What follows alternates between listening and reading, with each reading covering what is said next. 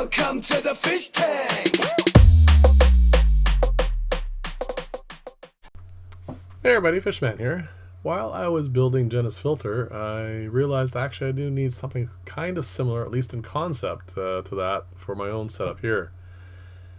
While I was building the river slash drop-off tank, I needed to start some pothos.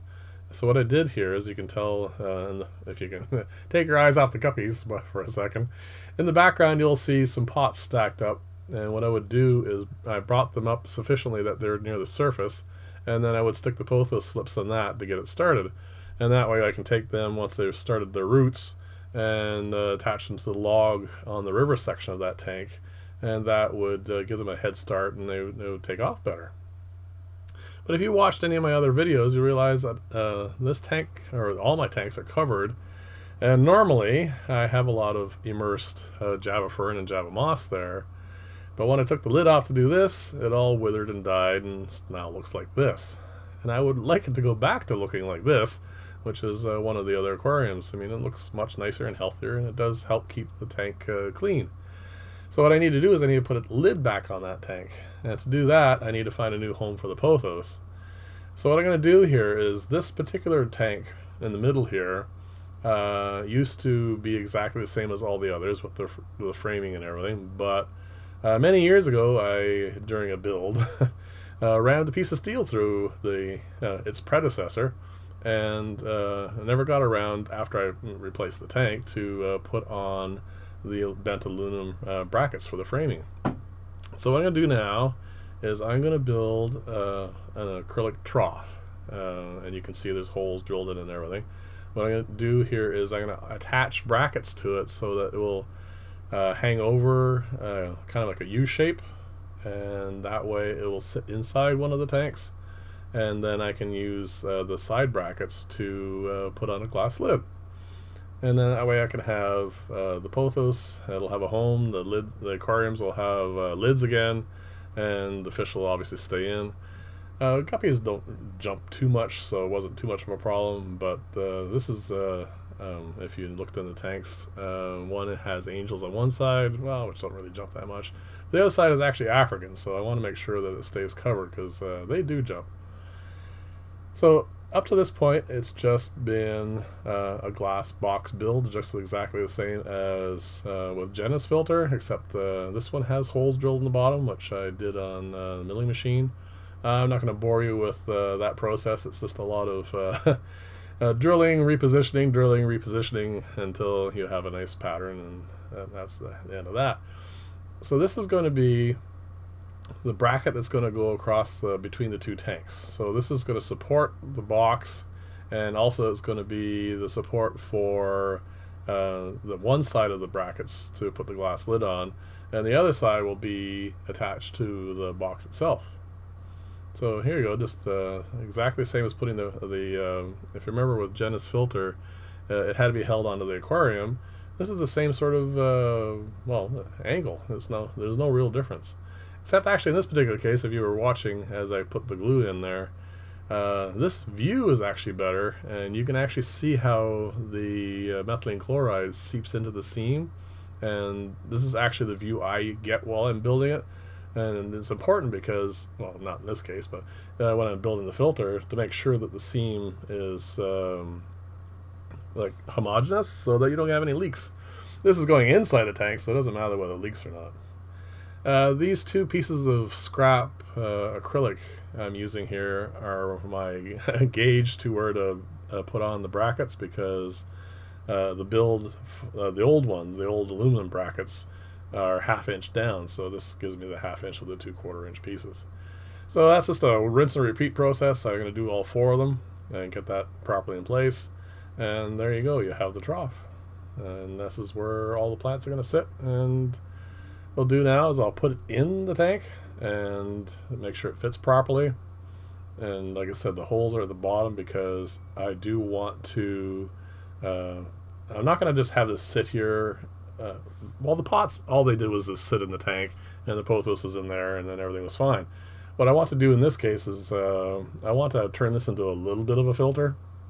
So once it's sitting here like this, I'm going to adjust the back bar and actually add water to this so that it does a bit of filtration as well. So what I'm going to do now is I need to cut the old glass lid to fit here, so that well, I have actually humidity under there and less chance of fish jumping.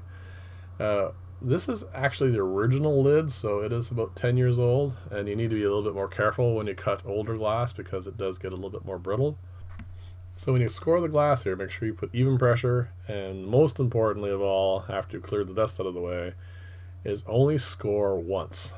Nice even, one stroke all the way from back to front, and then do not go over it again. You'll cause shelling, it'll cause problems, it'll split in all kinds of weird ways.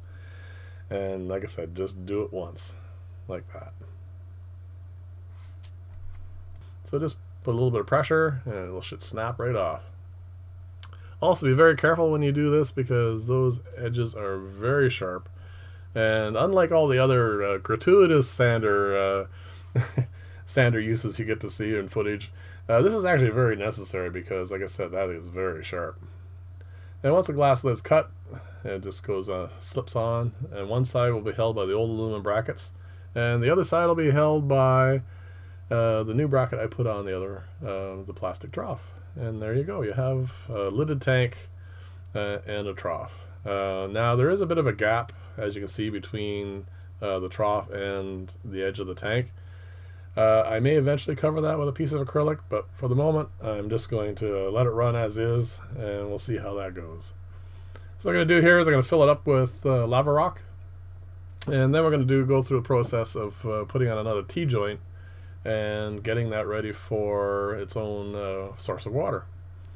Now, there you go, it's all filled up. You can see in the back, every tank has a little T junction, and then that has an end cap with a hole drilled in it, and that's how I supply water to all the tanks. And what I'm going to do here is I'm just going to saw, after turning it off, of course. And also I apologize for the bit of the footage here because once I turn the water off, it is none of these tanks, all these 8 tanks, are not being filtered anymore. So I needed to get this done as quickly as possible.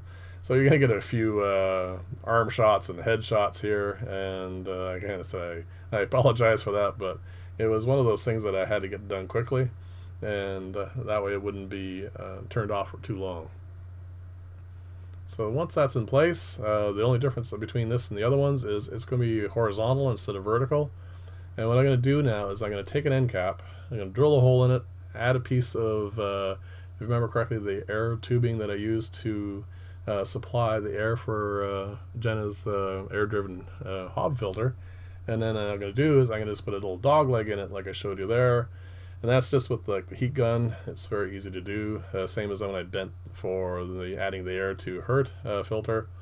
And then I'm going to just do yet again one more bend, and then what'll happen is it'll supply a little bit of trickle of water, not really a lot of filtration, but it will also supply nutrients to the pothos, and that will keep everything going, hopefully. Now I actually do need another one of these on the other side to finish this all off, but I want to run this for a little while just in case there's a few modifications that I need to do, and that way if there are modifications and it didn't quite turn out the way I wanted to do, I can do that at that time. So there you go, it's all running, and then I guess put the pothos in, and we'll see how that runs over the next little while. And updates for this will just be in the general fish tank, fish room updates that I'm going to be doing from time to time. So anyway, thank you very much for watching. I hope you enjoyed this style of video. Please like and or subscribe if you do. And what I said is I'll update this as time goes on, just to show you how it works out, whether it works out well or not. And this is it after I've added the pothos. This is the one that was up in the tank there. I'm going to take all those clay pots out and put a lid back on that. And again, in future updates, I'll show you how that recovers as well. So thank you very much for watching. I hope you enjoyed it, and I will see you in the next video. Bye for now.